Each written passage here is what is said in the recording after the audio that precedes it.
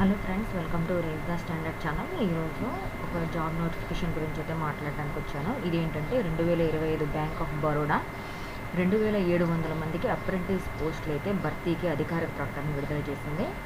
And ఆసక్తి కలిగిన అర్హత గల అభ్యర్థులందరూ కూడా బ్యాంక్ అధికారిక వెబ్సైట్ ద్వారా ఆన్లైన్ ద్వారా దరఖాస్తు చేసుకోవచ్చు.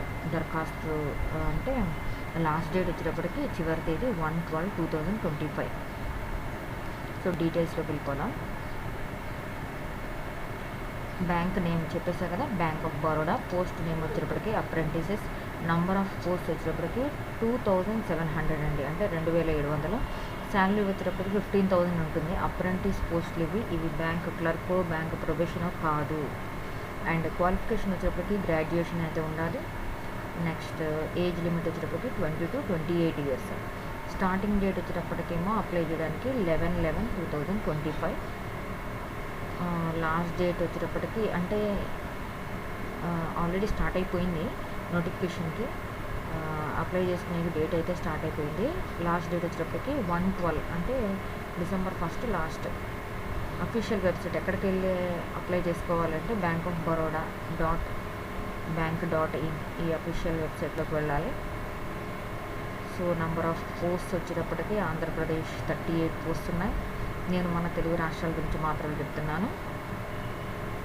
వేరే నేను పంజాబ్, మహారాష్ట్ర, బీహార్, ఇంకా చాలా మన ఇండియాలో ఉన్న అన్ని స్టేట్స్లో కూడా పోస్టులు అయితే పడ్డాయి ఈ బ్యాంక్ ఆఫ్ బరోడా అప్రెంటిస్ పోస్టులు. కానీ నేను వాటన్నిటి గురించి అయితే డిస్కస్ చేయట్లేదు, కేవలం మన తెలుగు రాష్ట్రాల వరకు డిస్కస్ చేస్తున్నాను.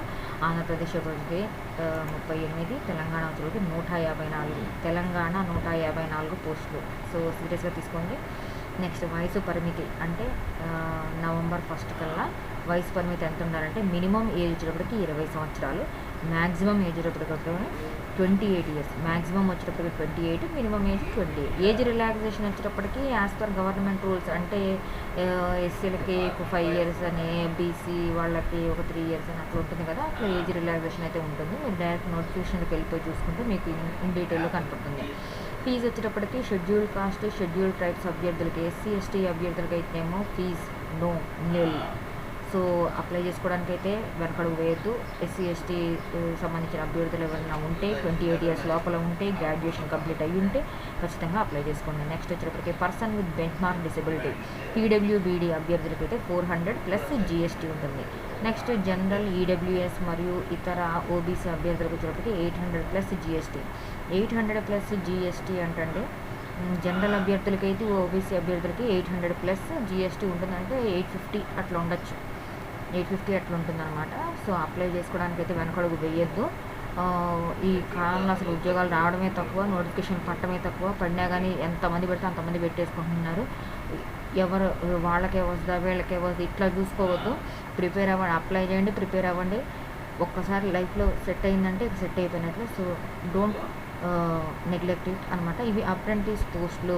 మీరు అప్రెంటిస్ చేస్తే ఏమొస్తామని అనుకుంటారు, కానీ అది మీకు మళ్ళీ తర్వాత మీరు ఒకసారి అప్రెంటిస్ పోస్ట్ అనేది చేసిన తర్వాత మీకు వేరే ప్రైవేట్ బ్యాంక్స్లో కూడా మిమ్మల్ని తీసుకోవడం అనేది జరుగుతుంది. మీకు అది ఎక్స్పీరియన్స్ కిందకు పనికొస్తుంది. మీరు ప్రైవేట్ బ్యాంక్స్లో మీకు ఇంకా 15,000 కంటే మించి ఇంకా శాలరీ ఇస్తారు మీకు. సో ఇది ఒక మంచి ఆపర్చునిటీ, దీన్ని పోగొట్టుకోవద్దు. 20 to 28 లోపల ఉన్నటువంటి వాళ్ళు, గ్రాడ్యుయేషన్ కంప్లీట్ అయినటువంటి వాళ్ళందరూ కూడా అప్లై చేసుకోండి. ఫీజు కూడా డిస్కస్ చేయడం అయింది ఇందులో. అట్లానే ఇది ఏంటంటే ఆన్లైన్ ద్వారా అప్లికేషన్ మొత్తం కూడా ఆన్లైన్ ద్వారానే పెట్టుకోవాలి. సో మీ ఫ్రెండ్స్ ఎవరైనా ఉంటే వాళ్ళందరూ కూడా ఈ వీడియోని షేర్ చేయండి, తప్పకుండా మర్చిపోవద్దు. షేర్ చేయండి అండ్ లైక్ చేయండి, కింద కమెంట్ చేయండి. Thank you for watching. మన ఛానల్ని సబ్స్క్రైబ్ చేసుకోండి.